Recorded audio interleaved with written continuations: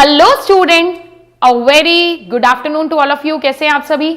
So I guess आप सभी बहुत अच्छे होंगे। मैं हूं मोनिका दुआ, आपकी सोशियोलॉजी की फैकल्टी। तो बेटा, जैसा कि मैंने आप सभी को बोला था कि हम जो है डेली 10 मिनट के अंदर जो है कोई ना कोई एक टॉपिक शॉर्ट कवर किया करेंगे। तो आज की क्लास में हम जो है बात करने वाले हैं कि सोशियोलॉजी का जो है समाजशास्त्र का जो विकास हुआ है वो वेस्ट में यानी पश्चिम में वो कैसे हुआ है। ठीक है, तो आज की क्लास में हम इसी के बारे में बात करने वाले हैं।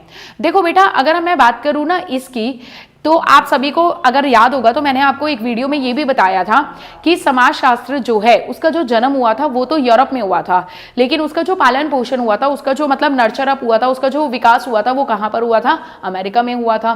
तो अब हम सबसे पहले जानेंगे, ये जो आपकी वीडियो है ना ये थोड़ी सी फैक्चुअल वीडियो है, लेकिन यहाँ से आपके ना 1 मार्क के क्वेश्चन मतलब फैक्ट्स क्वेश्चन काफी बनते हैं। ठीक है, तो सबसे पहले हम बात करते हैं समाजशास्त्र का औपचारिक अध्ययन, मतलब फॉर्मल जो उसको पढ़ाना स्टार्ट किया गया था वो कब किया गया था? 1876 में सबसे पहले समाजशास्त्र को पढ़ाना शुरू किया गया था।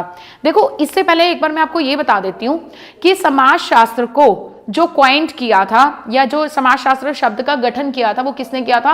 ऑगस्ट कॉम्टे ने किया था। और कब किया था? 1838 में किया था।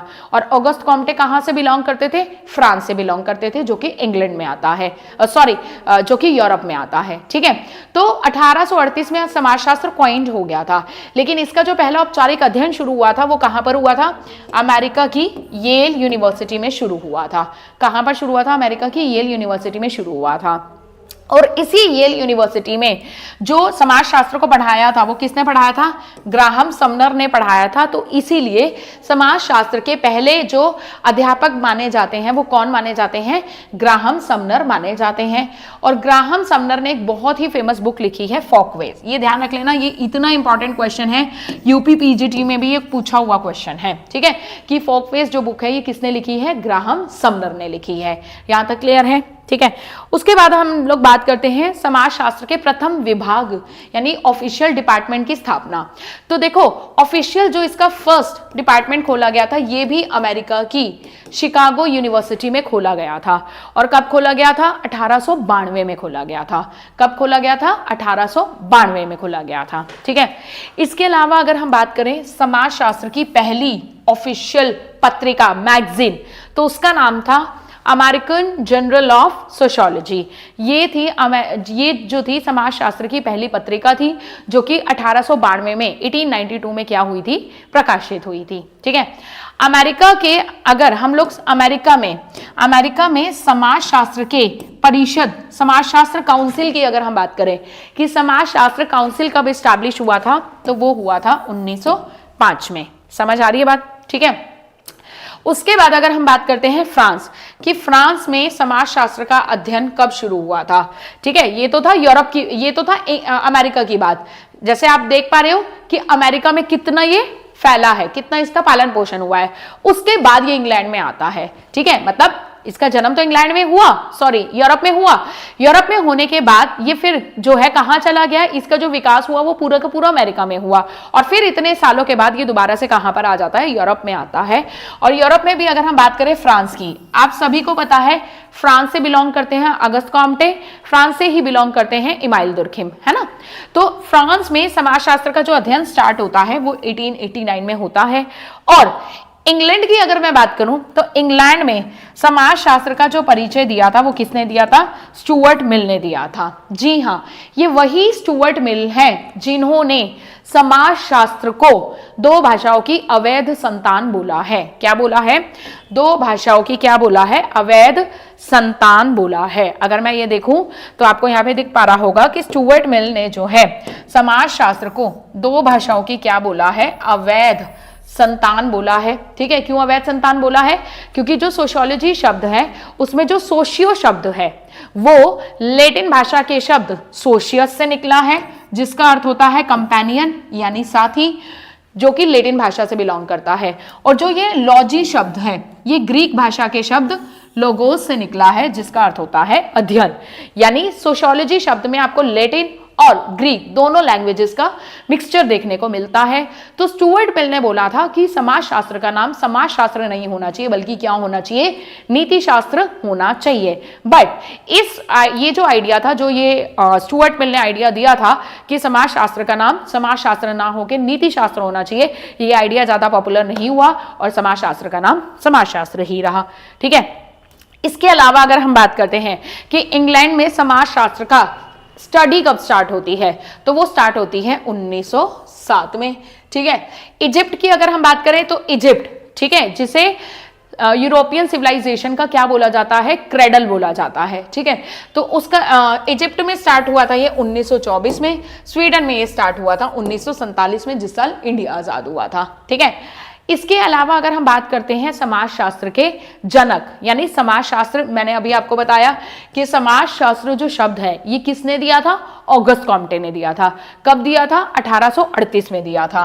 आपको याद होगा मैंने आपको बताया भी था कि जो भी यूरोप में परिवर्तन हो रहे थे आज से लगभग 2600 साल पहले, मतलब 2600 साल पहले से लेकर 1838 तक जितने भी बदलाव, जितने भी यूरोप में परिवर्तन हुए, जैसे यूरोप में मैंने आपको बताया सुकरात, प्लेटो, इनके जो हैं बहुत सारे जो हैं इनके थॉट्स पॉपुलर थे।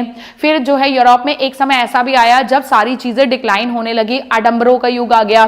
फिर यूरोप में ऐसा भी एक समय आया जब बहुत ज्यादा यूरोप में क्या देखने को मिला, औद्योगिक क्रांति देखने को मिली। ठीक है, वहां के सोसाइटी में बहुत चेंजेस देखने को मिले, जैसे फ्रांस में क्रांति हुई। ठीक है, ऐसा बोला भी गया कि जब फ्रांस में क्रांति होती है तो पूरे यूरोप को कोल्ड लग जाता है। ये एक पर्टिकुलर स्टेटमेंट बोली गई फ्रांस के बारे में, है ना, समझ आ रही है बात। इसके अलावा अगर आप देखोगे अमेरिका में क्रांति हुई।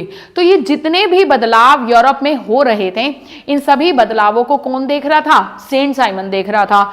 तो सेंट साइमन ने इन सारे सामाजिक परिवर्तनों का अध्ययन करने के लिए एक विषय चुना जिसका नाम उन्होंने रखा सोशल बायोलॉजी।